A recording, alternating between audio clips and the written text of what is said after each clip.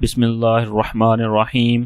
حضرت ابو ہریرہ رضی اللہ تعالیٰ عنہ فرماتے ہیں کہ رسول اللہ صلی اللہ علیہ وسلم نے فرمایا کہ نبیوں میں سے ایک نبی نے دشمن کے خلاف جہاد کا ارادہ کیا تو اپنی قوم سے فرمایا کہ میرے ساتھ ایسا شخص نہ چلے جس نے حال ہی میں شادی کی ہو اور اس کا شب زفاف منانے کا ارادہ ہو، لیکن ابھی تک اس نے اپنی بیوی کے ساتھ شب زفاف نہ منائی ہو، اور نہ وہ شخص میرے ساتھ چلے جو گھر کی تعمیر میں مصروف ہو اور ابھی تک اس نے گھر کی چھت نہ ڈالی ہو، اور اسی طرح ایسا آدمی بھی میرے ساتھ نہ چلے جس نے بکریاں خریدی ہوں یا حاملہ اونٹنیاں خریدی ہوں جن کے جننے کا اسے انتظار ہو۔ چنانچہ یہ ہدایات دے کر وہ جہاد کے لیے روانہ ہوئے۔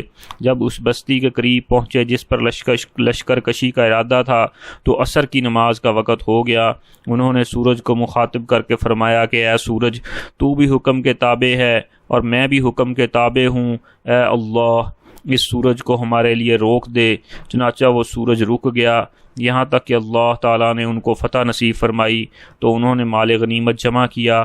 پھر اس مال غنیمت کو کھانے کے لیے آگ آئی تو اس آگ نے وہ مال غنیمت نہیں کھایا۔ انہوں نے فرمایا کہ تم لوگوں میں ضرور کوئی خیانت کا مرتکب ہوا ہے، اس لیے ہر قبیلہ کا ایک ایک آدمی میرے ہاتھ پر بیعت کرے۔ چنانچہ دوران بیعت ایک شخص کا ہاتھ ان کے ہاتھ کے ساتھ چمٹ گیا۔ انہوں نے فرمایا کہ ضرور تم میں کوئی خائن ہے، بس تیرا قبیلہ میرے ہاتھ پر بیعت کرے۔ جب بیعت کی گئی تو 2 یا 3 افراد کے ہاتھ ان کے ہاتھ سے چمٹ گئے۔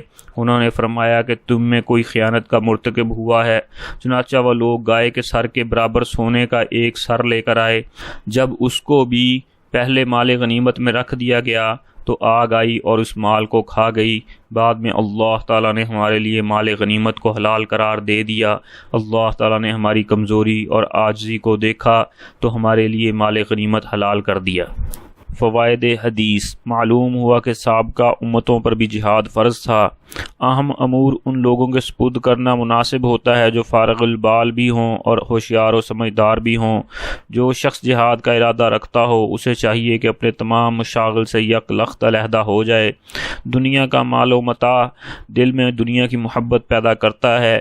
جمادات بھی اللہ تعالیٰ کے حکم کے تابع ہیں اور اس کے فرما بردار ہیں۔ سابقہ شریعت میں مال غنیمت حلال نہیں تھا۔ یہ امت محمدیہ کی خصوصیت ہے کہ اس کے لیے اللہ تعالیٰ نے مال غنیمت حلال قرار دیا۔ پتہ چلا کہ بنی اسرائیل میں بھی نیک صالح لوگ گزرے ہیں جو اللہ کی راہ میں جہاد جیسا فریضہ سر انجام دیتے تھے، اور اللہ تعالیٰ ان کی نصرت و مدد اور ان کو فتح کامرانی سے ہمکنار فرماتے تھے۔ چند نادان لوگوں کے عمل کی وجہ سے پوری جماعت قابل سزا ہو جاتی ہے۔ مال غنیمت میں چوری کا ارتکاب گناہ ہے، جیسا کہ حدیث مذکورہ میں آگ نے مال غنیمت کو نہیں کھایا کیونکہ اس میں سے کچھ مال چرا لیا گیا تھا۔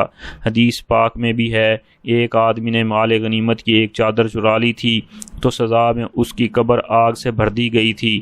نیز فرمایا گیا ہے کہ جو شخص مال غنیمت میں خیانت کا مرتکب ہوتا ہے وہ قیامت کے دن اس چیز کو اپنی پشت پر لادا ہوا ہوگا۔ اللہ رب العزت مجھے، آپ کو اور پوری امت مسلمہ کو حضور نبی کریم خاتم النبیین صلی اللہ علیہ وسلم کے طریقوں کے مطابق اللہ رب العزت کے حکموں کو پورا کرنے کی توفیق نصیب فرمائے، آمین۔